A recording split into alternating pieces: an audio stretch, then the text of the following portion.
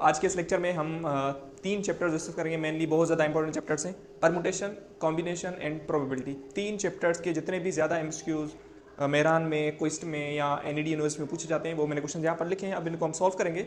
अब इन तीन चैप्टर्स में जितने भी क्वेश्चंस होते हैं जो बाय ट्रिक के थ्रू या प्रोबेबिलिटी के ज़्यादा क्वेश्चंस आते हैं मेरान में, परमुटेशन के आते हैं, तो वो हम डायरेक्टली डिस्कस करते हैं। ओके, सो स्टार्ट करते हैं आज के इस लेक्चर को। देखें, सबसे पहले परमुटेशन को पढ़ने से पहले हम एक चीज़ पढ़ते हैं, फैक्टोरियल। ठीक है, तो आप सब ने पढ़ा होगा व्हाट इज फैक्टोरियल। फैक्टोरियल क्या होता है? अगर आपको पता है तो आप मुझे बताइएगा व्हाट इज फैक्टोरियल। वैसे फैक्टोरियल क्या होता है? Product of first n natural numbers is known as n factorial. अगर हम किसी भी नेचुरल नंबर्स की प्रोडक्ट करें, फिर चाहे वो असेंडिंग ऑर्डर में हो या डिसेंडिंग ऑर्डर में हो, that is known as factorial. उसे हम फैक्टोरियल कहते हैं। तो 0 फैक्टोरियल 1 के बराबर होता है। ठीक है, ऐसे 1 फैक्टोरियल 1 के बराबर होता है, 2 फैक्टोरियल 2 के बराबर होता है। तो फैक्टोरियल डिफाइन होता है only for positive integers. Positive integers के लिए हम फैक्टोरियल को डिफाइन करते हैं और नेगेटिव इंटीजर्स के लिए फैक्टोरियल डिफाइन नहीं होता। अगर आपसे पूछा जाए -1 फैक्टोरियल डज नॉट एग्जिस्ट या डज नॉट डिफाइंड, ओके, तो नेगेटिव नंबर्स का फैक्टोरियल डिफाइन नहीं होता, पॉजिटिव नंबर्स का फैक्टोरियल डिफाइन होता है। फिर जैसे अगर 4 फैक्टोरियल तो आप कैसे लिखते हैं? 4 × 3 × 2 × 1।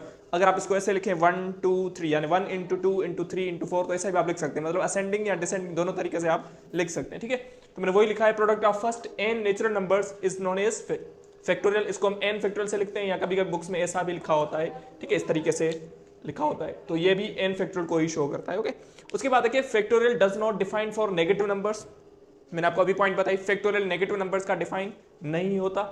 उसके अलावा अब इसमें अब यहाँ पर दो चीज आप याद रखिएगा कि 0 फैक्टोरियल 1 के बराबर होता है, 1 फैक्टोरियल 1 के, दोनों 1 के बराबर होते हैं। ये प्रूफ होता है। ठीक है, कॉम्बिनेशन के फॉर्मूले से हम ये प्रूफ करते हैं कि 1 फैक्टोरियल b 1 के बराबर होता है, 0 फैक्टोरियल b 1 के बराबर होता है। ओके, उसके अलावा अगर 2 फैक्टोरियल है तो आप कैसे लिखेंगे? 2 × 1। अगर 2 × 1 लिखा आपने या 1 × 2 कर दें तो ये भी 2 के बराबर है। तो मतलब असेंडिंग ऑर्डर में या डिसेंडिंग ऑर्डर में आप लिख सकते हैं। अगर यहाँ पर होता, लेट्स सपोज अगर यहाँ पर हो 4 फैक्टोरियल, अगर यहाँ पर हो 4 फैक्टोरियल, तो आप कैसे लिखते हैं? 4 × 3 × 2 × 1, इस तरीके से आप लिखते हैं। तो यहाँ पर इसका करेक्ट आंसर क्या होता है? 24। मतलब आप एक कम करके मल्टीप्लाई करते हैं। जैसे अगर n फैक्टोरियल हो तो आप कैसे लिखेंगे?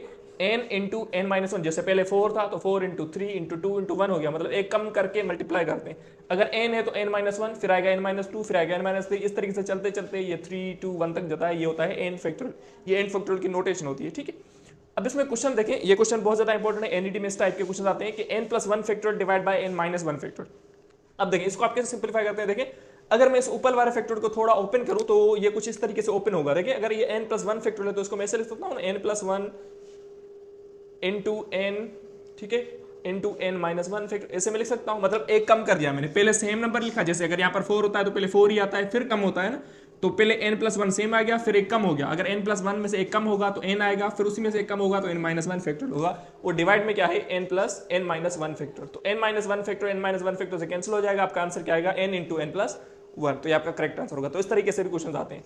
उसके अलावा मैंने लिखा है कि -1 फैक्टोरियल, तो -1 factorial does not exist. Okay, आप क्या लिखेंगे? Does not exist. -1 factorial exist नहीं करता या डज नॉट डिफाइंड, या डिफाइंड नहीं होता। ओके, उसके अलावा अब क्वेश्चन स्टार्ट होते हैं परमुटेशन के। सबसे पहले थोड़ा परमुटेशन के बारे में आपको बता देता हूं कि what is permutation. Permutation means simply arrangement. Permutation arrangement होती है जिसमें कोई फिक्स ऑर्डर यूज किया गया होता है। मतलब अगर आप परमुटेशन में जो भी अरेंजमेंट करेंगे, अगर उसका ऑर्डर आप चेंज करेंगे तो परमुटेशन चेंज हो जाती है। तो परमुटेशन में ऑर्डर मैटर करता है। ठीक है, परमुटेशन सिंपली क्या है? It's arrangement.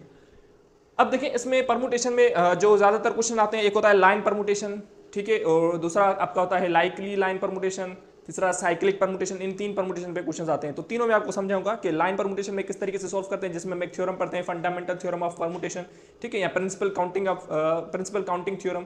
तो ये एक बेसिक थ्योरम था जिसको हम लाइन परमुटेशन में यूज करते हैं। देखिए, क्वेश्चन है कि 10 competitors in a race for 3 prizes, in how many ways prizes can be given. अगर 10 कॉम्पिटिटर्स हैं, 3 प्राइज हैं, तो 3 प्राइजेस को 10 कॉम्पिटिटर्स में हम कैसे डिस्ट्रीब्यूट करेंगे, कितने तरीके हो सकते हैं। तो देखें, अगर हम इसको थोड़ा सिंप्लीफाई करें तो देखें, तो यहाँ पर लाइन परमुटेशन ही यूज होती है। देखें, अगर 3 प्राइजेस हैं और 10 कॉम्पिटिटर्स हैं तो 3 प्राइज, फर्स्ट प्राइज को, जैसे मैं ऐसे लिख रहा हूं, ओके, फर्स्ट प्राइज को, ये आप ऐसे समझिए, ये फर्स्ट प्राइज, ये सेकंड प्राइज, ये third prize. Okay, first prize को देने के लिए हमारे पास टोटल 10 कॉम्पिटिटर्स है। मतलब यहाँ पर हमारे पास 10 चॉइसेस है।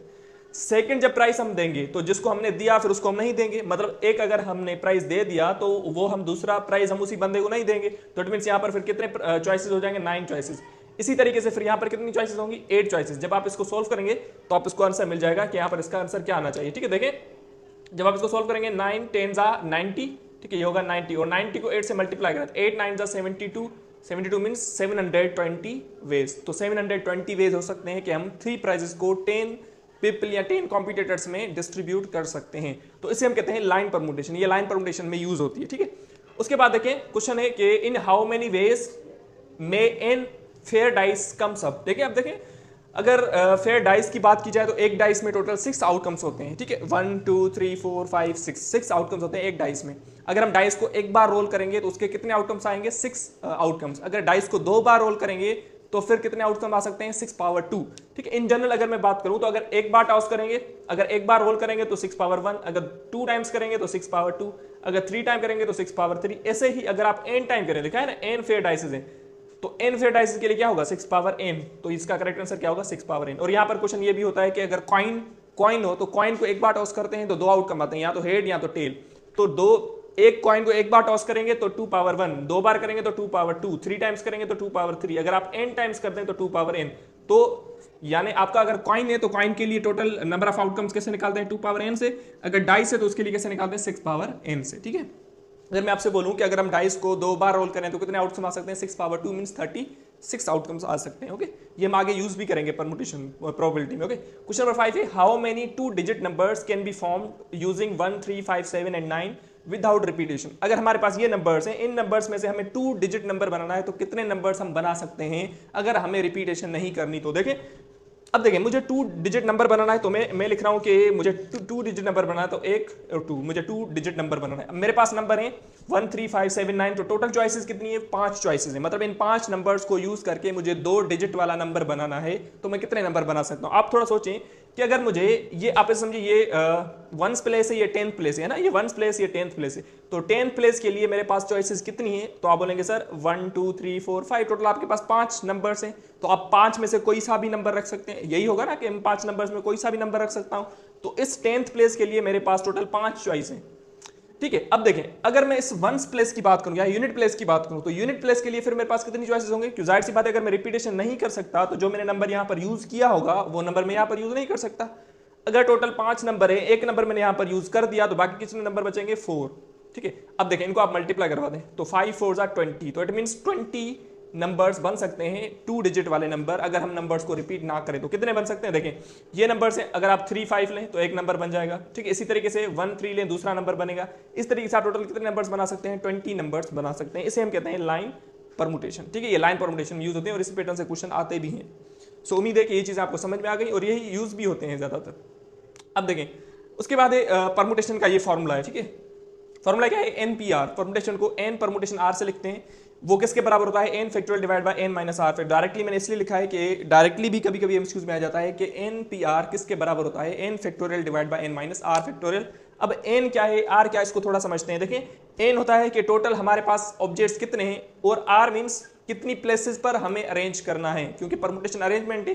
तो दैट्स व्हाई मैंने ये पॉइंट लिखी है कि r की वैल्यू या तो 0 या 0 से बड़ी हो सकती है, लेकिन n से हमेशा कम होगी। देखिए, अगर मैं आपसे पूछूं कि मेरे पास 10 ऑब्जेक्ट्स हैं, तो 10 ऑब्जेक्ट्स में से मैं या तो कोई भी अरेंज नहीं कर सकता, या तो 2 अरेंज कर सकता हूं, 3 अरेंज कर सकता हूं। इसी तरीके से मैं 10 ऑब्जेक्ट्स में से 10 ही ऑब्जेक्ट अरेंज कर सकता हूं। लेकिन ऐसा मैं नहीं कह सकता अगर 10 ऑब्जेक्ट्स हैं तो मैं 11 ऑब्जेक्ट्स को अरेंज करूं, ऐसा नहीं कह सकता। मतलब r की वैल्यू जिसको हम रिप्लेस या जिसको हम प्लेस करना चाहते हैं उसकी अरेंजमेंट n से ज्यादा नहीं हो सकती, ठीक है। अगर मेरे पास 10 ऑब्जेक्ट्स है तो मैक्सिमम मैं 10 ऑब्जेक्ट्स को ही अरेंज कर सकता हूं, 11 या 12 ऑब्जेक्ट्स को अरेंज में नहीं कर सकता। तो ये वही पॉइंट है कि r की वैल्यू 0 से बड़ी हो सकती है, n से हमेशा बराबर होगी या कम हो सकती है, ठीक है। तो ये इसके लिए कंडीशन है। परमुटेशन का फॉर्मूला याद होना चाहिए, n factorial divide by n minus r factorial. यहां पर मैंने लिखा भी है number of ways of arranging n different objects, number of ways of arranging n different objects in r places. मतलब अगर आपके पास r प्लेसेस हैं और n ऑब्जेक्ट्स हैं तो n ऑब्जेक्ट्स को r प्लेसेस में अरेंज करने वाले तरीके को हम क्या कहते हैं? परमुटेशन। और परमुटेशन में ऑर्डर मैटर करता है, ठीक है। मतलब इसमें विद ऑर्डर लाजमी यूज हो, बोलते बनाकर, ठीक है। उसके बाद ये इंपॉर्टेंट पॉइंट्स हैं कि NPN किसके बराबर होगा और NP0 किसके बराबर होगा। अब देखें, NPN को पहले हम थोड़ा लॉजिक से देखते हैं कि NPN का मकसद क्या है और NP0 का मकसद क्या है। अब देखें, हमारे पास टोटल n ऑब्जेक्ट्स हैं, NPN का मकसद क्या है? टोटल n ऑब्जेक्ट्स हैं, हमें अरेंज कितने करने हैं? n ऑब्जेक्ट्स, यानी n ही अरेंज करने हैं। अगर NPN की बात हो रही है तो ये किसके बराबर होगा? n फैक्टोरियल के बराबर होता है, ठीक है ना। तो किसके बराबर होगा? n फैक्टोरियल के बराबर। मतलब जैसे अगर हमारे पास 5 ऑब्जेक्ट्स हैं और 5 ही ऑब्जेक्ट्स हमें अरेंज करने हैं तो अरेंजमेंट के कितने तरीके हो सकते हैं? 5 फैक्टोरियल। कितने तरीके होंगे? 5 फैक्टोरियल। अगर हमारे पास 10 ऑब्जेक्ट्स हैं, 10 ही ऑब्जेक्ट्स अरेंज करने हैं तो 10 फैक्टोरियल, ठीक है। तो वही है एन पी एन किसके बराबर होता है, 10 एन फैक्टोरियल के बराबर। अब देखिए अगर ये वैल्यू आप इसमें पुट करें इस फॉर्मूले में, देखिए ऊपर क्या आएगा एन फैक्टोरियल और यहाँ पर आर की वैल्यू क्या है एन, तो ये एन माइनस एन हो जाएगा और n minus n mean 0 factorial, तो 0 फैक्टोरियल 1 के बराबर होता है, तो ऊपर आंसर क्या आ जाएगा एन फैक्टोरियल आ जाएगा। तो इट मीन अगर एन ऑब्जेक्ट्स हैं और एन ही ऑब्जेक्ट्स हमें अरेंज करने हैं तो आंसर क्या आएगा एन फैक्टोरियल। अगर 5 ऑब्जेक्ट्स हैं, पांचों ही अरेंज करने हैं तो 5 फैक्टोरियल। उसी तरीके से अगर np0 की बात की जाए, अब np0 का मकसद क्या है, टोटल हमारे पास n ऑब्जेक्ट्स हैं लेकिन हमें कोई भी अरेंज नहीं करना। अगर मेरे पास 2 मार्कर्स हैं लेकिन मैं कोई भी अरेंज नहीं करना चाहता तो एक ही तरीका हो सकता है, कौन सा, कि मैं अरेंज नहीं कर रहा, यही तरीका होगा, ठीक है। अगर 10 ऑब्जेक्ट्स हैं, कोई भी अरेंज नहीं करना तो एक ही तरीका होगा कि हम अरेंज नहीं कर रहे। तो np0 का मकसद क्या होगा, np0 किसके बराबर होता है, 1 के बराबर होता है। ये दो चीजें इंपॉर्टेंट याद होनी चाहिए, npn n फैक्टोरियल के बराबर होता है, np0 1 के बराबर होता है। तो मैंने लॉजिक के थ्रू आपको समझा दिया कि वैसे ये फॉर्मूला क्या कहना चाह रहा है, ठीक है। उसके बाद इंपॉर्टेंट क्वेश्चन है कि how many words can be formed by using all the letters of the word father. अब देखें लेकिन कंडीशन क्या है कि विदाउट रिपीटेशन। अब हमारे पास वर्ड है फादर, फादर वर्ड को यूज करके जितने जितने लेटर्स हैं इनको यूज करके हम कितने वर्ड्स बना सकते हैं, हमें ये एक प्रॉब्लम है, इसको सोल्व करना है। कितने वर्ड्स बन सकते हैं अगर इन फादर के लेटर्स को हम आगे पीछे करके अरेंज करके कितने वर्ड्स बना सकते हैं। अब थोड़ा सोचें, देखिए हम इसको लाइन परमुटेशन के हिसाब से भी कर सकते हैं, जैसे मैंने आपको ये क्वेश्चन सोल्व करा था कॉम्यूटेटर वाला, या ये क्वेश्चन हमने सोल्व किया था, तो लाइन परमुटेशन के थ्रू भी हम इसका सॉल्यूशन निकाल सकते हैं। वैसे अगर आप चाहें तो ये फॉर्मुला भी निकाल सकते हैं, ठीक है, फॉर्मुले के थ्रू भी निकाल सकते हैं। अब देखें अगर फादर है, इसमें देखिए टोटल लेटर्स कितने, 6 लेटर्स है ना, 1 2 3 4 5 6, टोटल 6 लेटर्स हैं। अगर 6 लेटर्स हैं और 6 ही लेटर्स हमें अरेंज करने हैं तो 6p6 हो जाएगा। ये वही बात होगी ना, npn वाली बात हो गई। अगर ये 6 इसमें लेटर्स हैं और 6 ही लेटर्स हमें अरेंज करने हैं, उसमें रिपीटेशन भी नहीं हो रही, तो हम कौन सा फॉर्मुला यूज करेंगे, npn वाला फॉर्मुला यूज करेंगे। तो इट मींस ये क्या कंडीशन बनेगी, 6p6 वाली कंडीशन बनेगी। तो 6p6 मैंने आपको बताया ना npn n फैक्टोरियल, तो 6p6 किसके बराबर होगा, 6 फैक्टोरियल के बराबर होगा। दैट्स व्हाई इसका आंसर 6 फैक्टोरियल हो जाएगा, ठीक है। तो इस तरीके से आप फॉर्मुले को यूज करके भी इसका आंसर निकाल सकते हैं। अगर नहीं तो आप इसके लिए लाइन परमुटेशन भी यूज कर सकते हैं, क्योंकि क्या कंडीशन क्या है, विदाउट रिपीटेशन। लेकिन अगर रिपीटेशन होगी तो फिर आप ये यूज नहीं कर सकते लाइन परमुटेशन, ठीक है। उसके बाद देखें, अब यहां पर क्वेश्चन ये अराइज होता है कि अगर फादर के ये जो लेटर्स हैं अगर ये रिपीट नहीं हो रहे, ठीक है, देखिए देखें FATHER ये रिपीट नहीं हो रहे, अगर हमें कोई ऐसा वर्ड दिया जाए अगर जिसमें रिपीटेशन हो तो फिर हम क्या करेंगे। तो वहां पर अब देखें, इसके लिए मैं आपको छोटा सा एक ऐसे समझिए, आप ट्रिक मैं बता रहा हूं आपको। देखें जैसे वर्ड आपको अरेंज दिया गया हो, अरेंज के जितने लेटर्स हैं आप इसको अरेंज करें, कितने वर्ड्स बनेंगे, ठीक है। या गुड है, लुक है, क्वीन है, तो ये वर्ड्स हैं हमारे पास। अगर इनमें जितने लेटर्स हैं हम इनको अरेंज करें तो कितने वर्ड्स बन सकते हैं। इसके लिए मैं आपको शॉर्ट ट्रिक बता रहा हूँ, याद रखिएगा, मेरा में इस पैटर्न पे क्वेश्चन जरूरी पूछा जाता है। देखें मैं आपको एक सोल्व करवा रहा हूँ, बाकी आप 3 खुद सोल्व कीजिएगा। देखें अगर मैं गुड वर्ड की बात करूं तो गुड में टोटल कितने लेटर्स हैं, आप बोलेंगे 4 लेटर्स हैं, तो ऊपर आप लिखेंगे 4 फैक्टोरियल। ऊपर क्या लिखेंगे, जितने भी लेटर्स होंगे उसमें वही फैक्टोरियल में लिख देंगे 4 फैक्टोरियल। वो नीचे क्या आएगा, नीचे कोई ऐसा लेटर जो रिपीटेशन में हो, देखें ये ओ रिपीटेशन में है ना, तो कितनी टाइम रिपीट हो रहा है, 2 टाइम, तो आप नीचे लिख देंगे 2 फैक्टोरियल। अगर 3 टाइम रिपीट होगा तो आप 3 फैक्टोरियल लिखेंगे, मतलब नीचे जो लेटर रिपीट हो रहा होगा, जितनी टाइम रिपीट होगा वो आप फैक्टोरियल में लिखेंगे। अब इसको सोल्व करें, ये ऊपर 4 फैक्टोरियल होगा और 4 फैक्टोरियल हमें पता है 24 के बराबर होता है, तो आप डायरेक्टली इसको 24 कर दें, तो 24 डिवाइडेड बाय 2 फैक्टोरियल 2 के बराबर होता है। इसको आप सोल्व करेंगे, इसका आंसर आ जाएगा 12। मतलब अगर गुड के जितने भी लेटर्स हैं इनको आप अरेंज करेंगे तो टोटल कितने वर्ड्स बन सकते हैं, 12।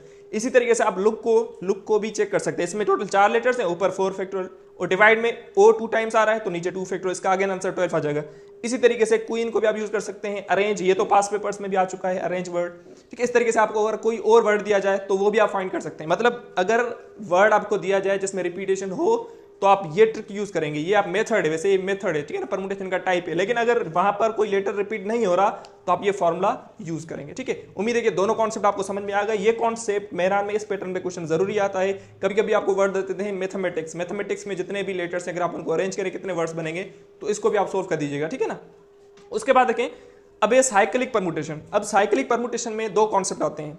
अगर साइक्लिक पर जैसे अगर साइकिल में कोई भी चीज हमें अरेंज करनी है तो हम 2 तरीके से अरेंज कर सकते हैं, या तो हम उसको एंटी क्लॉकवाइज में अरेंज करें या तो क्लॉकवाइज में अरेंज करें। अब देखें साइक्लिक परमुटेशन में अगर एंटी क्लॉकवाइज या क्लॉकवाइज आप अरेंजमेंट कर रहे हैं लेकिन वो अरेंजमेंट सेम ही बन रही है, मतलब आइडेंटिकल बन रही है, या एक होती है कि यानी एंटी क्लॉकवाइज एंड क्लॉकवाइज आप बना रहे हैं लेकिन वो परमुटेशन क्या डिस्टिंक्ट बन रही है। तो 2 कंडीशन है, अगर एंटी क्लॉकवाइज एंड क्लॉकवाइज आप बना रहे हैं लेकिन वो आइडेंटिकल बन रही है, एक दूसरी की अगर एंटी क्लॉकवाइज एंड क्लॉकवाइज आप बना रहे हैं लेकिन वो डिस्टिंक्ट बन रही है, तो दोनों कंडीशन में अलग अलग फॉर्मूले यूज होते हैं। देखें अगर एंटी क्लॉकवाइज और क्लॉकवाइज परमुटेशन और डिस्टिंक्ट एज अ डिस्टिंक्ट, अगर डिस्टिंक्ट होगी तो उसके लिए आप फॉर्मूला क्या यूज करेंगे, n-1 फैक्टोरियल। कभी कभी डायरेक्टली भी ये फॉर्मूला पूछा जाता है कि अगर permutation anti clockwise and clockwise अगर डिस्टिंग हो रही है तो फॉर्मूला कौन सा यूज होगा, n-1 फैक्टोरियल। ये साइक्लिक परमुटेशन का फॉर्मूला है। उसके अलावा अगर anti clockwise and clockwise permutation आपकी आइडेंटिकल यानी सेम ही आ रही है तो उसके लिए आप फॉर्मूला कौन सा यूज करेंगे, n-1 फैक्टोरियल डिवाइड बाय 2।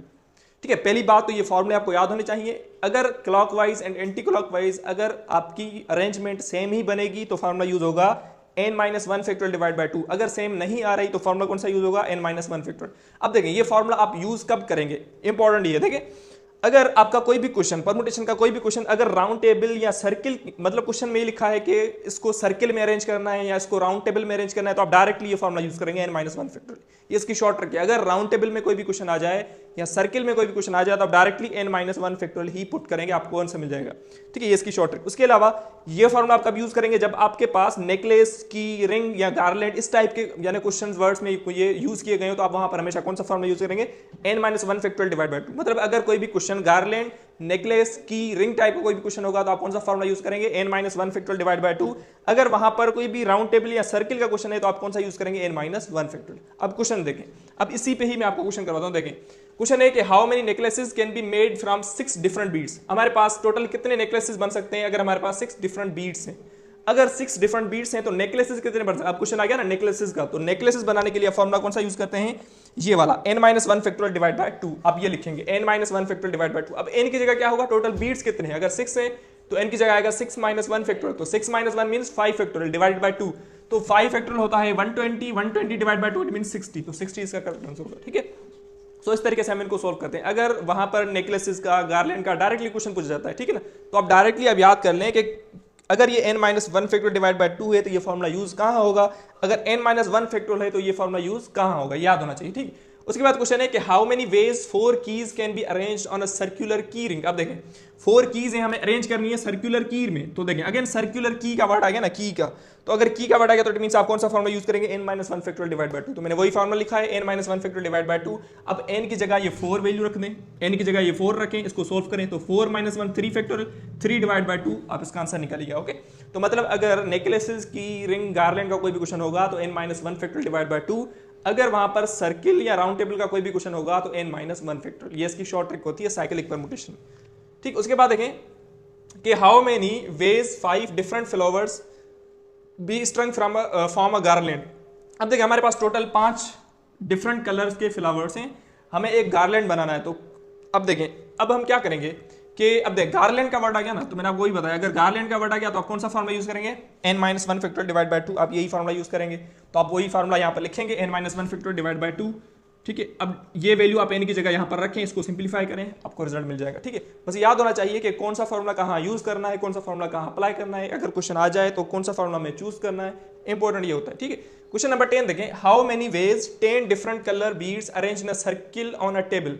अगर हमारे पास 10 कलर्स के बीड्स हैं, उन्हें हमें टेबल पर लेकिन सर्किल की फॉर्म में अरेंज करना है, तो सर्किल का वर्ड आ गया तो इट मींस आप कौन सा फॉर्मूला यूज करेंगे, n-1 फैक्टोरियल। तो आप लिखेंगे यहाँ पर n-1 फैक्टोरियल, n की जगह 10 वैल्यू रखते हैं, इसको सिंप्लीफाई करें, आंसर मिल जाएगा। ठीक है, तो आप इसको सोल्व कीजिएगा ना, आप क्या लिखेंगे n-1 फैक्टोरियल, n की जगह 10 रख दें तो इसका आंसर होगा 9 फैक्टोरियल।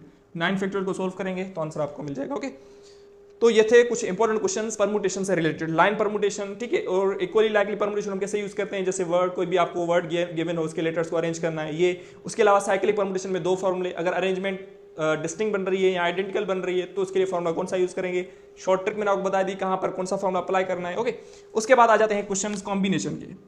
अब देखिए मैंने आपको क्या बताया, परमुटेशन अरेंजमेंट होती है, परमुटेशन इज अरेंजमेंट, लेकिन कॉम्बिनेशन जो है ना, ये कॉम्बिनेशन आपकी सिलेक्शन होती है। कॉम्बिनेशन मींस सिलेक्शन, कॉम्बिनेशन में सिलेक्शन होती है और सिलेक्शन में ऑर्डर मैटर नहीं करता।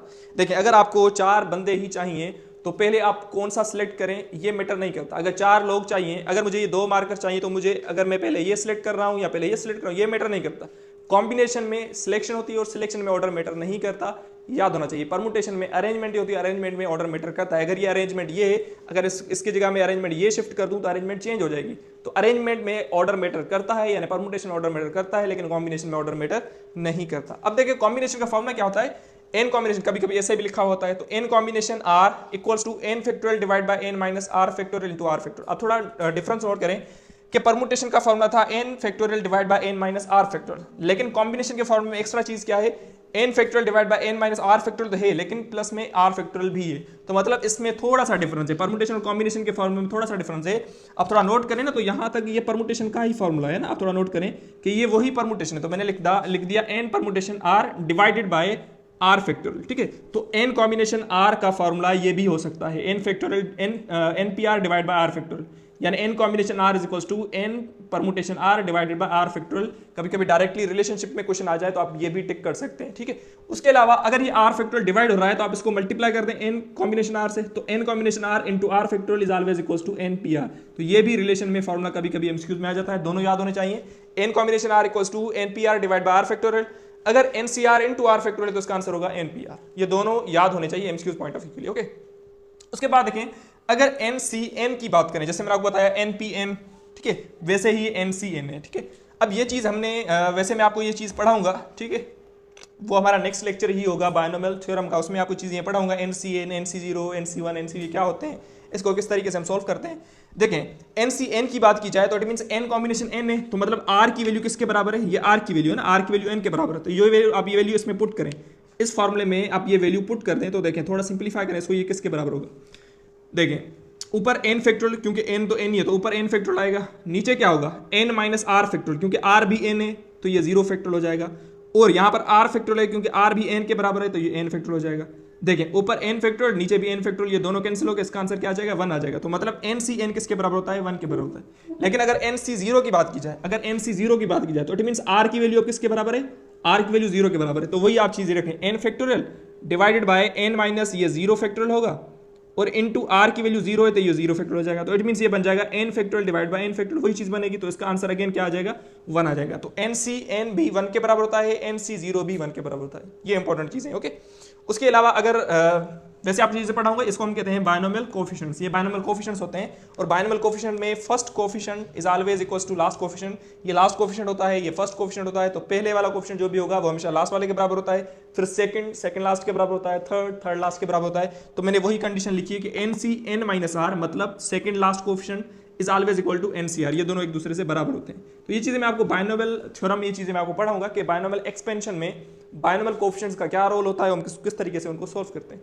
तो बस यहाँ पर ये चीज आपको याद होनी चाहिए कि एन सी एन 1 के बराबर होता है, एन सी जीरो 1 के बराबर होता है, n P n n factorial होता है, और एन पी जीरो 1 के बराबर होता है, ठीक है। अब क्वेश्चन देखें, क्वेश्चन है कि how many 3 subsets can be form from the set. अब सेट आपको गिवन है 1 2 3 4 5। अब हमें पता है अगर ये सेट है तो इसके टोटल सबसेट्स कितने होंगे 2 पावर 5, जितने इसमें सेट्स के एलिमेंट्स है, तो it means 2 power 5, 2 power 5 means 32, इसके 32 सबसेट बन सकते हैं। लेकिन आपसे क्वेश्चन ये पूछा गया है कि 3 एलिमेंट्स के सबसेट्स, यहाँ पर 3 एलिमेंट्स है ना, 3 एलिमेंट्स वाले सबसेट्स कितने बनेंगे, हमारा क्वेश्चन ये देखें, टोटल इसमें एलिमेंट्स कितने 5, तो आप क्या लिखेंगे 5, और कॉम्बिनेशन में आप क्या लिखेंगे जितने एलिमेंट्स का सबसेट चाहिए, अगर 3 एलिमेंट्स का तो 5 कॉम्बिनेशन 3। अगर आपसे ये पूछा जाता हाउ मेनी 2 एलिमेंट सबसेट्स, तो 2 एलिमेंट सबसेट कितने बनेंगे, तो 5 कॉम्बिनेशन 2। अब इसको सोल्व कैसे करते हैं, इसकी शॉर्ट ट्रिक देखें। अगर ये 5 कॉम्बिनेशन 3 है तो देखें इसके लिए आप एक वैसे आप चाहें तो ये फॉर्मूला यूज कर सकते हैं कॉम्बिनेशन वाला, कोई इशू नहीं है, लेकिन अगर आप ये ट्रिक फॉलो करना चाहते हैं तो ये आपके लिए हेल्पफुल रहेगी। देखें 5 कॉम्बिनेशन 3 है, तो पहले 5 में से 3 को सेपरेट कर दें, तो 5 में से 3 जाएंगे तो बचेगा 2 फैक्टोरियल, और 5 को 2 टाइम बैकवर्ड ओपन करें तो ये होगा 5 × 4। डिवाइड में क्या होगा, डिवाइड में जितने बचे थे उतने ही फैक्टर, अगर 2 बचे थे तो डिवाइड में 2 फैक्टर आएगा, और 2 फैक्टर मतलब 2 × 1। अब ये कैंसिल करें, 2 1 2 या 2 टाइम, और 2 5 10, इसका करेक्ट आंसर होगा 10, ठीक है। उम्मीद है कि समझ में आ गया, अगर समझ में नहीं आया तो वीडियो को थोड़ा पीछे करके दोबारा देख लीजिएगा। नेक्स्ट क्वेश्चन देखें, अगर ये होता 10 कॉम्बिनेशन 3, 10 कॉम्बिनेशन 3 होता, तो देखें ये क्या होता, 10 में से 3 जाएंगे तो 7, तो इट मीन्स 10 को 7 टाइम आप बैकवर्ड ओपन करेंगे, 10 × 9 × 8 × 7, इस तरीके से 7 टाइम, फिर आप नीचे 7 फैक्टर ओपन करेंगे, इसको सिंप्लीफाई करेंगे, इसका आंसर आप मुझे बताइएगा, ओके। इसका आंसर क्या आना चाहिए, ट्रिक वही अप्लाई होगी, वही मेथड होगा। उसके बाद देखिए अब इसमें कॉम्बिनेशन में कार्ड्स वाले भी क्वेश्चन आते हैं। अब कार्ड्स वाले क्वेश्चन क्योंकि अगर आप अकेडमी में पढ़ चुके हैं या पढ़ रहे हैं तो ये चीज़ आपने पढ़ी होगी, ठीक है। मैं आपको डायरेक्ट जरा समझाता हूँ। देखें कार्ड्स की अगर हम बात करें टोटल 4 टाइप्स के कार्ड्स होते हैं, diamond, spade, heart and fourth one होता है आई थिंक सो, उसका नाम मुझे याद नहीं है। देखिए 4 टाइप्स के होते हैं, हर एक 2 आपके ब्लैक होते हैं, 2 रेड होते हैं, ठीक है। हर एक में 13 कार्ड्स होते हैं, ठीक है, और हर एक में क्वीन अलग होता है, किंग अलग होता है, इसी तरीके से ही आपके कार्ड्स होते हैं, और कार्ड्स में भी क्वेश्चंस आपके कॉम्बिनेशन में आते हैं। तो ये आप थोड़ा देख लीजिएगा, ठीक है। मैं आपको डायरेक्टली एमसीक्यूज ही करवा रहा हूँ, तो ये चीज़ आप थोड़ा देख लीजिएगा कि इसमें डायमंड, स्पेड, हार्ट्स, एक और भी इसका नेम होता है क्लब, ठीक है, क्लब। इसमें 4 टाइप्स के कार्ड्स होते हैं, हर एक में 13 पत्ते होते हैं, ठीक है। अब देखिए क्वेश्चन क्या है कि 5 कार्ड्स चूजन फ्रॉम 52 कार्ड्स। अब हमें टोटल 52 कार्ड्स हैं, क्योंकि 13 तो अगर एक कलर में टोटल 13 पत्ते हैं तो टोटल कितने हो जाएंगे 52 कार्ड्स। तो टोटल 52 कार्ड्स हैं, लेकिन सिलेक्शन हमें किसकी करनी है, सिलेक्शन कंटेन्स ऑल क्लब। हमें टोटल क्लब वाले पत्ते चाहिए, तो इसको हम कितने तरीकों से सिलेक्ट कर सकते हैं, तो हमें सिलेक्शन के मेथड्स चाहिए, ओके। तो देखें टोटल 52 कार्ड्स हैं और क्लब के पत्ते इन 52 कार्ड्स में से कितने होते हैं, मैंने आपको बताया ना क्लब।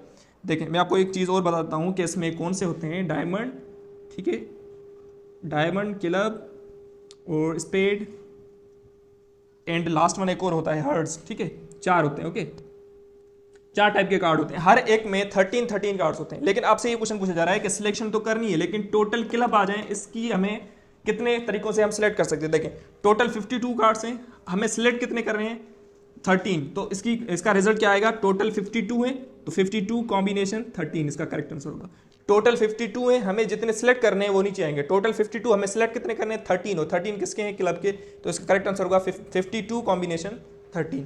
अब नेक्स्ट क्वेश्चन देखिए, सिलेक्शन कंटेंट्स नो क्लब। अगर क्लब ना हो, अब देखें टोटल 52 कार्ड्स हैं, उसमें से 13 क्लब के हैं, अगर 13 आप निकाल दें तो बाकी कितने बचेंगे 39। तो इट मीन्स टोटल 52 कार्ड्स हैं, टोटल 52 कार्ड्स, लेकिन हमें क्लब वाले नहीं चाहिए, तो इट मीन्स 39 कार्ड हमें नहीं चाहिए, ठीक है। जैसे ये था ना कि टोटल 52 कार्ड्स लेकिन हमने क्लब वाले ही चाहिए, तो 52 कॉम्बिनेशन 13। ये कह रहा है कि सिलेक्शन कंटेंट्स नो क्लब, जिसमें क्लब ही ना हो, तो क्लब के 13 पत्ते होते हैं वो आप निकाल दें, तो 52 में से 13 निकल जाएंगे तो फिर 39, तो इट मीन्स 52 कॉम्बिनेशन 39 इसका करेक्ट आंसर होगा। उसके बाद देखिए क्वेश्चन नंबर 13 है कि 52 कार्ड्स में से हमें 2 कार्ड्स चाहिए, थोड़ा समझिएगा। टोटल 52 कार्ड्स हैं, उसमें से हमें 2 कार्ड्स चाहिए, लेकिन विद रिप्लेसमेंट चाहिए। हमें कार्ड अगर हमने टोटल 52 कार्ड्स हैं उसमें से एक पत्ता निकाला, लेकिन हम रिप्लेस करके फिर दोबारा पत्ता निकालेंगे, आपसे ये क्वेश्चन पूछा जा रहा है, तो कितने तरीकों से हम ये सिलेक्ट कर सकते हैं, सिलेक्शन कर सकते हैं। देखें टोटल 52 कार्ड्स हैं, हमें एक पत्ता निकालना है, तो क्या होगा 52 कॉम्बिनेशन 1, एक पत्ता हमने सिलेक्ट कर दिया। अब जो पत्ता आपने सिलेक्ट किया ना, टोटल 52 थे, एक पत्ता आपने सिलेक्ट किया, फिर आपको दोबारा पत्ता उसमें रखना है, क्योंकि ये विद रिप्लेसमेंट की बात हो रही है। अगर विदाउट रिप्लेसमेंट होती आप वो पत्ता दोबारा उसमें ऐड नहीं करते, तो 52 में से फिर वहां पर कितने पत्ते होते 51, ये चीज होती है, ठीक है। तो 52 कार्ड्स थे, 2 पत्ते सिलेक्ट करने थे, एक पत्ता आपने सिलेक्ट कर दिया, अब दूसरा क्या होगा, अब रिप्लेसमेंट है ना, क्योंकि आप रिप्लेस कर सकते हैं, मतलब आपने जो पत्ता निकाला आप खुद में ऐड करेंगे, तो टोटल वैसे भी 52 है तो 52 ही रहेंगे, और कॉम्बिनेशन 1, तो इसका आंसर होगा 52 कॉम्बिनेशन 1 इंटू 52 कॉम्बिनेशन 1। लेकिन आप थोड़ा सोचें, अगर यहां पर विदाउट रिप्लेसमेंट की बात होती तो फिर क्या बनता है इसका आंसर 52 कॉम्बिनेशन 1 इंटू 51 कॉम्बिनेशन 1। अब यहां पर 51 क्यों आता, क्योंकि जो पत्ता आपने निकाला वो आप दोबारा उसमें ऐड नहीं करेंगे, ये डिफरेंस है बस। तो ये 52 कॉम्बिनेशन 1, ये होगा 51 कॉम्बिनेशन 1 जब विदाउट रिप्लेसमेंट की बात हो, लेकिन अगर विद रिप्लेसमेंट की बात है तो इसका आंसर ये होगा, ओके। उसके बाद देखें क्वेश्चन है कि 1 is red and 1 is black. अब देखें मैंने आपको क्या बताया, टोटल 4 होते हैं, इसमें से 2 ब्लैक होते हैं और 2 रेड होते हैं, ठीक है। अगर ये 2 ब्लैक हैं तो ये 2 रेड होंगे, ओके। तो मतलब रेड के टोटल कितने पत्ते हो जाएंगे, तो इसमें भी 13, इसमें भी 13, तो टोटल 26 रेड होंगे, इसमें भी 13, इसमें भी 13, टोटल 26 ब्लैक होंगे। तो इट मीन्स टोटल 52 कार्ड्स हैं, ठीक है, हमें 26 रेड, अब ये रेड के मैंने निकाली है, किसके हैं रेड के, मल्टीप्लाई बाय टोटल 52 कार्ड्स हमें निकाले कितने 26, तो ये आपके ब्लैक के आ गए, इनको आप मल्टीप्लाई करेंगे तो ये आपका करेक्ट आंसर होगा, ठीक है ना। तो 52 कॉम्बिनेशन 26 इंटू 52 कॉम्बिनेशन 26, ये रेड के लिए, ये ब्लैक के लिए, क्यों, क्योंकि ब्लैक भी टोटल 26 होंगे और रेड भी टोटल 26 ही होंगे, तो 52 कॉम्बिनेशन 26, 52 कॉम्बिनेशन 26, इसको आप सॉल्व करेंगे, ओके। वैसे डायरेक्टली ऐसे ही लिखा होता है एमसीक्यूज में, ये सॉल्व किया गया नहीं होता, डायरेक्टली ऐसे ही होता है, ठीक है। उसके बाद देखें क्वेश्चन नंबर 14 है कि how many triangles can be found by using vertices of pentagon. अब देखें पेंटागोन एक पॉलीगॉन का शेप होता है ना, एक पॉलीगॉन होता है, पॉलीगॉन मींस ऐसा कोई शेप जो स्ट्रेट लाइन से बना हुआ होता है, तो पेंटागोन में टोटल 5 साइड्स होती हैं, तो पेंटागोन में से अगर उसकी वर्टाइसेस को हम कनेक्ट करें तो कितने ट्राइंगल्स बन सकते हैं, तो उसका भी इजी सॉल्यूशन होता है। देखें पेंटागोन में टोटल कितनी वर्टाइसेस हैं 5, तो लिखे 5 कॉम्बिनेशन, ट्राइंगल में कितनी वर्टाइसेस हैं 3, तो 5 कॉम्बिनेशन 3 इसका करेक्ट आंसर, ठीक है ना। तो इस तरीके से आप इसको सिंप्लीफाई कर सकते हैं, तो 5 कॉम्बिनेशन 3 इसका करेक्ट आंसर होगा। अगर यहाँ पर होता how many triangles can be found by using the vertices of hexagon, hexagon means उसमें फिर 6 होते हैं, तो उसका आंसर करेक्ट आंसर क्या होगा 6 कॉम्बिनेशन 3, ठीक है। तो इस तरीके से आप सॉल्व करते हैं। उसके बाद है सेक्शन आपका प्रोबेबिलिटी का, तो ये थे आपके कॉम्बिनेशन के क्वेश्चंस जिस भी पैटर्न से पूछे जाते हैं। इससे पिछले हमने डिस्कस किए थे परमुटेशन के, अब आपका थर्ड आप ऐसे समझिए चैप्टर है वो है प्रोबेबिलिटी। अब देखिए प्रोबेबिलिटी क्या होती है, प्रोबेबिलिटी सिंपली चांस होता है कि किसी भी चीज़ के आने के या ना आने के चांसेस कितने, दैट्स नोन एज प्रोबेबिलिटी, वो ही प्रोबेबिलिटी चीज़ होती है। जैसे अगर मैं आपसे ये बोलूँ कि एक बैग में अगर टोटल 5 बॉल्स हैं, अगर उसमें से 5 बॉल में से अगर 2 रेड हैं 3 ब्लैक हैं, अगर मैं ब्लैक बॉल सेलेक्ट करना चाहता हूँ तो कितने कितने चांसेस हो सकते हैं कि वो बॉल जो मैं सेलेक्ट करूंगा रैंडमली वो ब्लैक ही होगा। तो ये सिलेक्शन यहाँ पे समझिए जो चांसेस होते हैं किसी भी चीज़ के आने के, दैट्स नोन एज किसी की चीज़ के ऑकरेंस के जो चांसेस होते हैं, इसे ही हम क्या कहते हैं, प्रोबेबिलिटी कहते हैं। तो प्रोबेबिलिटी क्या है, evaluation of chances that an event would ओकर, एक इवेंट जो होगा उसके ऑकरेंस के चांसेस कितने हैं, उसे ही हम क्या कहते हैं, प्रोबेबिलिटी कहते हैं। ठीक है, तो मैंने वही डेफिनेशन लिखी, evaluation of chances that an event would ओकर, एक इवेंट होगा उसके यानी ऑकरेंस के चांसेस। उसके बाद देखिए प्रोबेबिलिटी का फॉर्मूला क्या होता है कि probability of an event equals to number of favourable outcomes, मतलब जिस जो इवेंट है उस इवेंट में टोटल फेवरेबल आउटकम्स कितने हैं वो आप ऊपर रखेंगे, और उस सैंपल स्पेस में टोटल कितने एलिमेंट्स हैं वो आप नीचे रखेंगे। तो मतलब फेवरेबल आउटकम्स आप ऊपर रखेंगे divided by number of elements in sample space, तो उस सैंपल स्पेस में टोटल एलिमेंट्स कितने हैं वो आप नीचे रखेंगे, तो ये प्रोबेबिलिटी का आंसर मिल जाएगा आपको। ठीक है, अभी आपको समझाऊंगा एग्जांपल्स में। उसके बाद देखिए एक पॉइंट कि प्रोबेबिलिटी का आंसर या तो 0 आ सकता है या तो 0 और 1 के बीच में आएगा। याद रखिएगा प्रोबेबिलिटी का आंसर 0 और 1 के बीच में आता है, कभी भी 0 से पीछे नहीं होगा और 1 से आगे। प्रोबेबिलिटी कभी भी 2 नहीं होगी, 3 नहीं होगी, ठीक है ना, या प्रोबेबिलिटी नेगेटिव नहीं होती। तो प्रोबेबिलिटी या तो 0 होगी या 0 और 1 के बीच में होगी या 1 होगी, इससे आगे पीछे कभी भी नहीं होती। ठीक है, अब देखें प्रोबेबिलिटी अगर 0 हो गई तो वो इवेंट क्या कहलाता है, नल इवेंट। अब देखें अगर एक बैग में मैंने टोटल जो बॉल डाले थे वो ब्लैक ही थे, अगर उसमें रेंडमली कोई सिलेक्ट करूं, क्या चांसेस है कि वो बॉल जो मैं सिलेक्ट कर रहा हूं वो रेड आ जाए, तो रेड आएगा ही नहीं ना। अगर मैंने उस बैग में ब्लैक बॉल ही डाले हैं तो रेड कहां से आएगा, तो ये नल इवेंट हो जाता है। तो इस इवेंट की प्रोबेबिलिटी क्या होगी, फिर 0 हो जाती है। लेकिन अगर देखें अगर उस बैग में मैंने बॉल ब्लैक ही डाले थे, मैंने बॉल क्या डाले थे उसमें ब्लैक ही डाले, अगर 4 बॉल्स या 5 जो भी बॉल में डाले अगर ब्लैक हैं, तो कोई भी बॉल मैं रेंडमली पिक करूंगा तो 100% चांसेस है वो बॉल ब्लैक ही निकलेगा। तो वो इवेंट क्या होता है, सर्टेन इवेंट।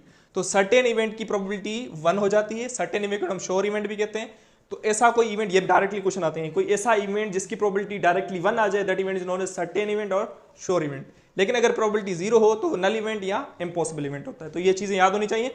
प्रोबेबिलिटी का आंसर 0 और 1 के बीच में आता है, अगर 0 आ गया नल इवेंट, अगर 1 आ गया तो श्योर इवेंट। ओके, उसके बाद देखिए क्वेश्चन 15 है कि 2 fair coins are tossed, probability of getting exactly 1 tail. अब यहाँ पे देखिए ना, अगर कॉइन की हम बात करते हैं, ठीक है, तो एक कॉइन में वैसे 2 आउटकम्स आ जाते हैं, या तो हेड आएगा या तो टेल आएगा। लेकिन इसमें इंपॉर्टेंट चीजें ये होती है कि कभी कभी डायरेक्टली आपसे क्वेश्चन पूछा जाता है एग्जैक्टली का, कभी आता है एट लीस्ट का, कभी आ जाता है एट मोस्ट का। तो ये चीजें सीखना थोड़ा इंपॉर्टेंट होती है, ठीक है, क्योंकि डायरेक्टली कभी कभी आपसे क्वेश्चन आ जाए, जैसे मैंने क्वेश्चन लिखे हैं, थोड़ा इसको सॉल्व करते हैं हम। देखें 2 fair coin are tossed, probability of getting exactly 1। अब देखें अगर 2 कॉइन टॉस होंगे तो उसके आउटकम्स कितने हो सकते हैं, या तो आउटकम हेड हेड आएगा, या तो हेड टेल आएगा, या तो टेल हेड आएगा, या तो टेल टेल आएगा। इसके आउटकम्स ये हो सकते हैं। अगर आप किसी 2 फेयर कॉइन्स को आप टॉस करेंगे तो 2 पावर 2 होगा, और 2 पावर 2 मींस उसमें 4 आउटकम्स होंगे, तो हेड हेड, या तो हेड टेल होगा, या तो टेल हेड होगा, या तो टेल टेल होगा। अब देखें अगर एग्जैक्टली 1 टेल की बात की जाए तो देखें एग्जैक्टली 1 टेल किसमें, एक है, तो मतलब फेवरेबल आउटकम क्या हुआ, एक। फेवरेबल आउटकम किसके बराबर आ गया, 1 के बराबर। टोटल आउटकम कितने हैं, 1 2 3 4, तो 1/4 इसके चांसेस हो जाएंगे। ठीक है, मैंने यहां पर क्वेश्चन क्या था कि एग्जैक्टली 1 टेल की बात हो रही है। अब देखें अगर एटलीस्ट 1 टेल की बात है, तो एटलीस्ट 1 टेल का मकसद ये होता है कि कम से कम 1 टेल, तो मतलब 1 या 1 से बड़े भी हो सकते हैं। तो वैसे आप इन जनरल ऐसे समझ सकते हैं, खुद से ट्रिक बना सकते हैं कि अगर एटलीस्ट 1 है तो इट मींस 1 या 1 से बड़ी चीज। ठीक है, अब देखें एटलीस्ट 1 मींस या तो 1 टेल हो या टेल ज्यादा हो उसमें से। तो 1 टेल देखें, इसमें भी 1 टेल है, ठीक है, क्योंकि टेल हेड है, इसमें भी 1 टेल है, इसमें भी 1 टेल है, और इसमें 2 टेल है। तो इट मींस आप फेवरेबल आउटकम कौन से लेंगे, 1 टेल वाले तो वो लेंगे ही आप, क्योंकि 1 टेल की तो बात हो रही है। लेकिन एटलीस्ट है तो मींस आप ज्यादा 2 टेल वाले भी आप सिलेक्ट करेंगे, तो इट मींस फेवरेबल आउटकम हुए 3 और टोटल आउटकम कितने 4, तो इसका आंसर रहता है 4। लेकिन स्टूडेंट्स क्या करते हैं, अगर एटलीस्ट 1 टेल की बात हो रही है तो इसका आप आंसर निकाल के आते हैं 2/4, जो कि गलत होता है। ठीक है, तो ये चीज याद होनी चाहिए। एटलीस्ट का कॉन्सेप्ट कैसा होता है कि अगर एटलीस्ट 2 टेल्स हैं तो मतलब मिनिमम 2 या 2 से ज्यादा आप सिलेक्ट करेंगे। जैसे यहाँ पर एटलीस्ट 1 टेल है तो इट मीन्स मिनिमम 1 टेल या इससे ज्यादा आप सिलेक्ट करेंगे। ओके, उसके बाद है एटमोस्ट। ये वर्ड क्या था, एटलीस्ट, ये क्या है एटमोस्ट। अब एटमोस्ट में ये होता है कम अज कम, या तो अगर एटलीस्ट 1 टेल है तो इट मीन्स 1 से कम या 1 के बराबर, अगर 1 टेल की बात हो रही है तो अगर, ठीक है सुनो। उसके बाद क्या है कि यहाँ पर वर्ड क्या था, एटलीस्ट का। अब यहाँ पर वर्ड क्या है, एटमोस्ट का। अब देखें अगर एटमोस्ट की बात हो रही है तो इट मीन्स मैक्सिमम, अगर एटमोस्ट 1 टेल है तो इट मीन्स मैक्सिमम 1 टेल, या आप उससे कम ले सकते हैं। तो इट मीन्स यहाँ पर लेस देन वाली साइन होगी। जैसे यहाँ पर मैंने ग्रेटर देन वाली साइन लगाई थी, तो यहाँ पर लेस देन वाली साइन होगी और इक्वल वाली। ठीक है, अब देखें एटमोस्ट 1 टेल, तो देखें 1 टेल, इसमें भी 1 टेल है, ठीक है, इसमें भी 1 टेल, इन दोनों में हेड टेल टेल है, दोनों में 1 टेल है, लेकिन इसमें टेल नहीं है। क्योंकि आपने क्या ये क्या क्या कह रहा है, एट मोस्ट वन टेल, मतलब या तो वन टेल हो या तो टेल ना हो। तो इन दोनों में तो वन टेल है, लेकिन इसमें हेड हेड में टेल नहीं है, तो लेकिन आप इसको सिलेक्ट करेंगे तो इसकी प्रोबेबिलिटी क्या होगी, 3/4 होगी। ठीक है, तो एटलीस्ट वन टेल की प्रोबेबिलिटी भी 3/4 और एट मोस्ट वन टेल की प्रोबेबिलिटी भी 3/4 ही होगी। ओके, उसके बाद देखें अब यहाँ पर क्या है कि नो टेल ना, यहाँ पर कंडीशन क्या थी, एटलीस्ट की, यहाँ पर कंडीशन क्या है, एट मोस्ट की। अब यहाँ पर है नो टेल। अब देखें टेल किस में नहीं है, इसमें भी टेल है, इसमें भी टेल है, इसमें भी टेल है, तो एक में फेवरेबल आउटकम क्या है, एक, तो एक में टेल नहीं है, तो इसका करेक्ट आंसर क्या होगा, 1/4। तो फेवरेबल आउटकम 1 और टोटल आउटकम कितने, 4, तो इसका आंसर होगा 1/4। और यही चीज अगर एग्जैक्टली एटमोस्ट एटलीस्ट की बात अगर 3 कॉइन्स की बात की जाए, देखिए अब 3 कॉइन का आप कोई भी आप क्वेश्चन ले लीजिएगा। देखिए अगर मैंने लिखा है कि सॉल्व फॉर 3 फेयर कॉइन्स, अगर आपसे बोला जाए अगर 3 फेयर कॉइन और toss probability for getting at least 1 tail या एटलीस्ट 2 टेल, तो आप इसको भी सॉल्व कीजिएगा। ठीक है ना, 3 फेयर कॉइन में क्या होगा, 2/3, और 2/3 मीन्स इसके टोटल आउटकम्स कितने होंगे, 8 आउटकम्स होंगे। ठीक है, 2/3 मीन्स 8, तो उसके टोटल एलिमेंट्स कितने होंगे, सैंपल स्पेस में 8 एलिमेंट्स होंगे। अगर वहां पर आपसे पूछा गया एट मोस्ट 2 टेल या एट मोस्ट एटलीस्ट 2 टेल, तो इसको आप सोल्व कीजिएगा खुद से। ठीक है, 3 कॉइन के क्वेश्चन को आप खुद से सोल्व कीजिएगा। मैंने यहाँ पर 2 फेयर कॉइन का क्वेश्चन आपको ऐसे इस तरीके से समझाया ताकि आपको ये कॉन्सेप्ट समझ में आ जाए, बाकी 3 कॉइन का आप खुद से भी सोल्व कर सकते हैं। ओके, इसको आप सोल्व कीजिएगा, लाजमी सोल्व कीजिएगा। उसके बाद देखें क्वेश्चन है कि 2 fair dices are rolled probability. अब देखें अगर हम एक डाइस को रोल करते हैं तो आउटकम्स कितने आते हैं, 1 2 3 4 5 ये आउटकम्स होते हैं। अगर आप 2 डाइसेस को रोल करेंगे ना, तो इट मीन्स इसकी आउटकम्स कितने होंगे, 6/2। अगर 6/2 है तो इट मीन्स 36 आउटकम्स होते हैं। अगर 2 फेयर कॉइन को टॉस करेंगे तो 36 आउटकम्स होंगे। तो 36 आउटकम कौन से होंगे, 1 1 1 2 1 3 1 4 1 5 1 6, इस तरीके से फिर 2 1 2 2 2 3 2 4 2 5 2 6। मैं आपको यहाँ पर पिक्चर भी शो करवा दूंगा, आप यहाँ पे देख लीजिएगा। टोटल 36 आउटकम्स होते हैं।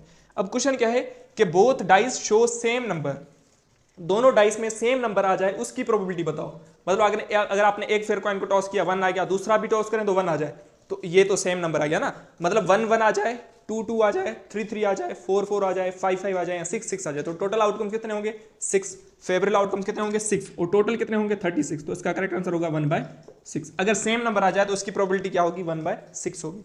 इसी तरीके से आपसे ये पूछ रहा है कि अगर सम उनका 7 आ जाए तो सम 7 कब होगा, सम 7 एक तो होगा 1 6 सम 7 होगा, दूसरा होगा 2 5 सम 7 होगा, तीसरा होगा 3 4 सम 7 होगा, चौथा होगा आपका 4 3 सम 7 होगा, पांचवा होगा आपका 5 2 सम 7 होगा, और 6 नंबर आपका होगा 6 1, वो भी आपका सम 7 होगा। तो इसमें टोटल 6 हैं, तो 6 कंडीशन ऐसी है जहां पर सम 7 आ सकता है। तो मीन 6/36, तो 6/36 मीन्स 1/6, तो इसका करेक्ट आंसर क्या होगा, 1/6 इसकी प्रोबेबिलिटी हो जाएगी। उसी तरीके से अगर आपसे पूछा जाए कि सम इज मल्टीपल ऑफ 6, सम जो हो वो 6 का मल्टीपल हो। अब देखें अगर सम 6 का मल्टीपल कब होगा, एक तो सम 6 का मल्टीपल होगा 3 3 में, ठीक है, 3 3 में ये अगेन 6 का मल्टीपल होगा।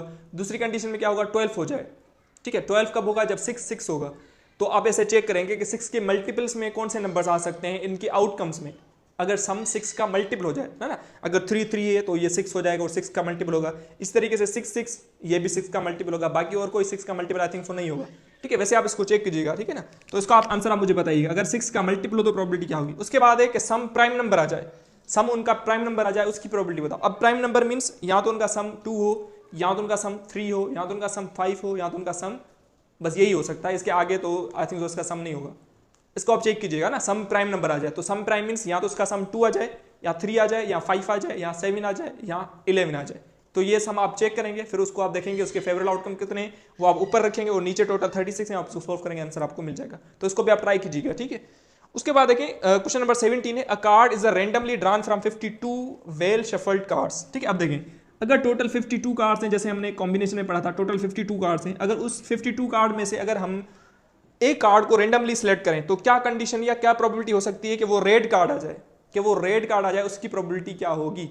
ठीक है, अब देखें अगर रेड कार्ड आ जाए तो इसकी प्रोबेबिलिटी क्या होगी। देखें टोटल 52 कार्ड्स हैं, टोटल 52 कार्ड्स हैं, लेकिन इसमें रेड कार्ड्स कितने होते हैं, मैंने आपको बताया ना, टोटल रेड 26 होते हैं, 26 रेड होते हैं, 26 ब्लैक होते हैं, तभी तो टोटल 52 बनेंगे ना। तो 26 रेड है, तो अगर रेड कार्ड आ जाए तो इसका आंसर क्या होगा, 1/26, इसकी प्रोबेबिलिटी क्या होगी, 1/26, क्योंकि टोटल उसमें टोटल कितने हैं, 26 है। उसी तरीके से अगर किंग आ जाए ना, किंग, अब देखें टोटल 52 कार्ड में से किंग कितने होते हैं, 4 किंग होते हैं, क्योंकि अगर 4 टाइप्स के कार्ड्स होते हैं तो हर एक में एक एक किंग होता है, तो टोटल 4 किंग हो गए। तो 4 किंग है, तो इट मीन्स फेवरेबल आउटकम हो गए 4, टोटल कितने हैं 52, तो इसका आंसर होगा 1/13। ठीक है, इस तरीके से आप सोल्व करें। अगर रेड क्वीन आ जाए, अब देखें रेड वाले पत्ते कितने होते हैं रेड वाले पत्ते होते हैं 26, रेड क्वीन आ जाए तो मतलब रेड क्वीन वहां पर कितनी होंगी 2, रेड क्वीन कितनी होगी 2, और 2/26 इसका करेक्ट आंसर होगा। 2/26, 2/26 मीन्स 1/13, तो रेड क्वीन का आंसर क्या होगा 1/13। 2 मैंने क्यों लिखा, क्योंकि रेड क्वीन 2 होंगी, अगर क्लब रेड है या स्पेड रेड है तो इसमें 2 क्वीन होगी, तो इसका आंसर होगा 2/26, इट मीन्स 1/13। ठीक है, तो इस तरीके से आप सोल्व करते हैं। उसके अलावा ये क्वेश्चन है कि किंग और क्वीन, या तो वो उसमें जो हम सिलेक्ट कर रहे हैं पता वो किंग आ जाए या क्वीन आ जाए। अब देखें अगर किंग आ जाए तो किंग के फेवरेबल आउटकम कितने होंगे 4, क्योंकि टोटल किंग कितने होंगे 4। उसी तरीके से अगर क्वीन आ जाए तो हर एक में अलग अलग एक एक क्वीन होगी, तो क्वीन के आने के चांसेस भी कितने 4।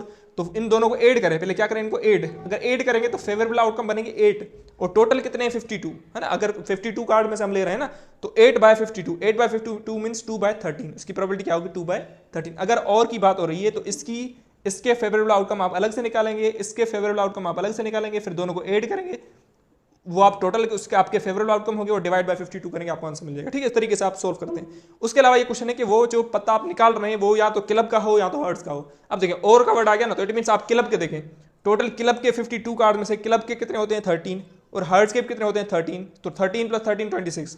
अब 26 आपके फेवरेबल आउटकम आ गए, लेकिन टोटल कितने 52, it means 26 divided by 52, it means 1/2, इसकी प्रोबेबिलिटी क्या होगी 1/2 होगी। सो इस तरीके से आप क्वेश्चन को, कार्ड्स के क्वेश्चन को प्रोबेबिलिटी में सोल्व करते हैं, और ये बहुत ज्यादा इंपॉर्टेंट है, क्विस्ट की टेस्ट हो, मेरान की हो या एनईडी की हो ना, बहुत ज्यादा इंपॉर्टेंट है। ठीक है, उसके बाद देखिए क्वेश्चन है कि अ bag has 7 white balls, 5 black balls and 4 red balls. ठीक है, एक बैग है, इसमें 7 वाइट बॉल्स हैं, 5 ब्लैक हैं एंड 4 रेड बॉल्स हैं। आपसे ये पूछा जा रहा है कि अगर रेंडमली हम वहां पे कोई बॉल पिक करें तो क्या प्रोबेबिलिटी होगी कि वो बॉल ब्लैक हो, वो बॉल व्हाइट हो, या वो बॉल ब्लैक हो, या वो बॉल रेड हो, उसकी प्रोबेबिलिटी बताओ। अब देखें इसको सोल्व करना बिल्कुल ईजी होता है।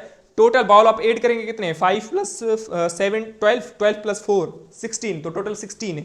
अगर आपसे व्हाइट वाला चाहिए तो व्हाइट वाले फेवरेबल आउटकम कितने 7, तो व्हाइट वाले कितने हैं टोटल 7, और 7 आप ऊपर रखेंगे, टोटल कितने हैं 16, तो 7/16 ये व्हाइट वाले बॉल की आ जाएगी। उस तरीके से अगर आपको ब्लैक कितने हैं, तो ब्लैक देखें 5 है, तो 5 डिवाइडेड बाय 16, तो ये इसकी ब्लैक की प्रोबेबिलिटी आ जाएगी। इसी तरीके से अगर आपको रेड के चाहिए तो रेड के कितने हैं 4, तो 4 डिवाइड बाय 16, इट मीन्स 1/4, तो इस तरीके से प्रोबेबिलिटी आ जाएगी। तो इजीली आप इनको सोल्व कर सकते हैं। और दूसरा क्वेश्चन है कि व्हाइट और ब्लैक, व्हाइट भी हो या ब्लैक हो, इसकी प्रोबेबिलिटी। तीसरा है व्हाइट और रेड, व्हाइट हो या रेड हो, इसकी भी प्रोबेबिलिटी आप मुझे बताइएगा।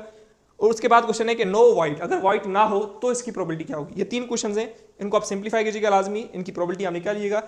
ये प्रोबेबिलिटी का लेक्चर, परम्यूटेशन कॉम्बिनेशन का लेक्चर बहुत ज्यादा इंपॉर्टेंट है मेहरान के लिए, क्विस्ट के लिए, एनईडी के लिए। ठीक है, सो इनको आप अच्छे से लेक्चर को वॉच करें। जितनी भी चीजें मैंने आपको बताई ना एक्स्ट्रा, वो चीजें अपने पास लिखें, सारी नोट करें।